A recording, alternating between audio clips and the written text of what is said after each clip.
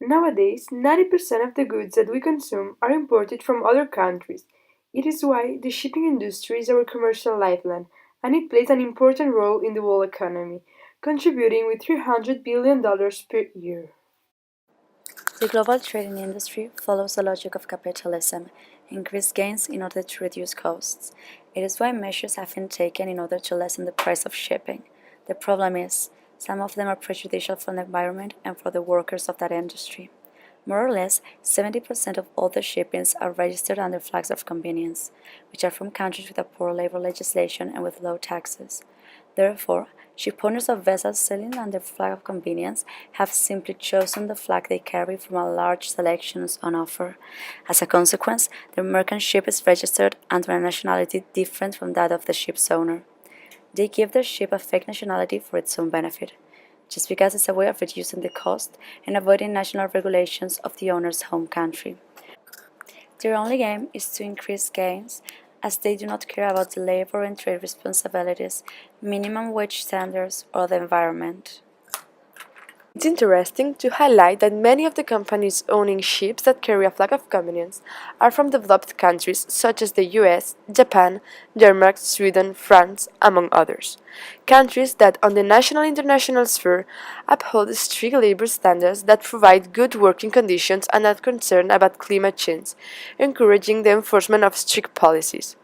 Shipowners and companies prefer to forget their national legislation and they rather register the vessels to another country. Everything will operate under the law of its flag state with less safety measures, less jurisdiction, and low or non-existent taxes, in order to reduce the cost. All the money that owners economize by using flags of convenience does not contribute to raise seafarers' salaries or to improve the ship's condition.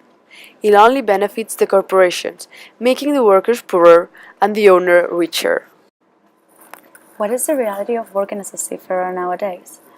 With 1.6 million workers, seafaring is considered the second most dangerous occupation existent. Seamen usually spend 6 or 9 months sailing the oceans, trapped in a vessel before arriving to one destination. Once there, they will not be allowed to leave the boat because of not having a visa nor the necessary documentation to be in that country. In addition, they suffer of poor on-board conditions, long periods of work without proper rest, leading to stress and fatigue, increasing risk of accidents. They do not have medical care and crave of internet, calls or messages, and in consequence, they are poor communicated with their families. Furthermore, their salary is really low as a consequence of the flags of convenience systems, and abandonments are produced when ship owners come under financial pressure, provoking the non-paying of wages, being the seafarers abandoned in the shore.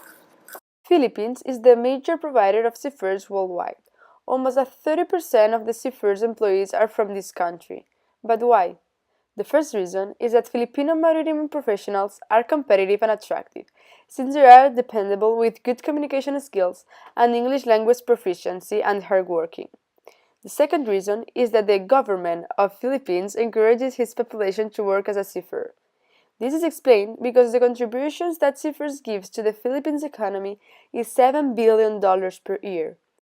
The government has designed an educational structure that counts with more or less 90 maritime schools, in which every year 40,000 students graduate, instead of trying to regulate, protect, and fight for the rights of these workers.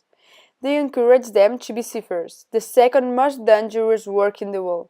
They sell their population as cheap labor, just because their contribution is an important part for their economy. You may be asking yourself, how is it possible that these people accept work in such precarious conditions, and why nobody does anything? This can be easily answered. There's no legislation. Filipino seafarers have no means of protecting themselves against these labor practices and exploitations.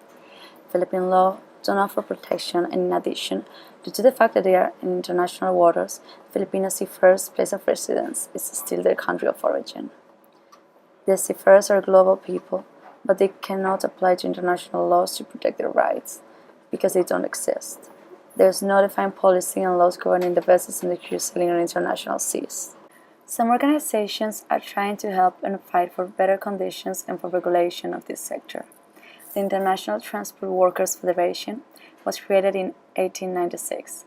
a global body union representing and fighting for the rights of millions of transport workers worldwide. Regarding the maritime industry, they seek to eliminate the exploitation suffered by seafarers. They try to improve the working conditions of this sector, and they try to promote a way to find the link between owner and flag, and to target an unfair system which facilitates exploitation by allowing ship owners to pay and treat seafarers as they deem fit. Also, many non-governmental organizations have been also created to help seafarers. We should mention the importance of Stella Maris.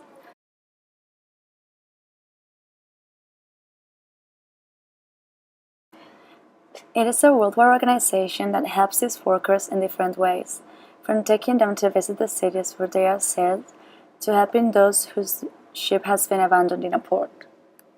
The Wallerstein model sustains that the world is organized horizontally. Those of the core, also known as the haves, states that nowadays will be US for China, benefit by influencing economical and political aspects of those on the periphery, like Pakistan or Panama, identify as the have-nots. We could easily relate this way of understanding the organization of the world to the shipping industry. Those at the core, pulling the strings for their own system and abusing seafarers' rights, are the ship owners. In the semi-periphery, we can find the nation-states, who have no choice but to follow the global trade organization, but at least can still decide, for example, whether to sell their flags as a flag of convenience in order to obtain more revenues and help develop their economy. Also, they take advantage of their population, as is in the case of the Philippine government, as it benefits its economy from sending their workers to precarious jobs overseas. Those who are affected the most, and therefore those at the periphery, are the workers of the ships. They are the ones that produces what after is enjoyed by those who had exploited them. Most of seafarers, especially Filipino, are willing to accept miserable wages and horrible life conditions in order to escape poverty and violence in their home countries and send money to their families. Look around. Almost everything that you have has probably traveled more than you. It has been all around the world. Thanks to globalization and to the evolution of the shipping industry, this new form of production is possible. However, global trade represents an important part not only in the global economy but also in the local economies, such as the one from Philippines. It has also a lot of negative aspects, such as pollution. The seafarers are the victims of this system. Their labor conditions are horrible. This is demonstrated by the growth of suicides between these workers. Even though they are essential for the consumerist society of nowadays, they are left out and unprotected by the international and the national systems.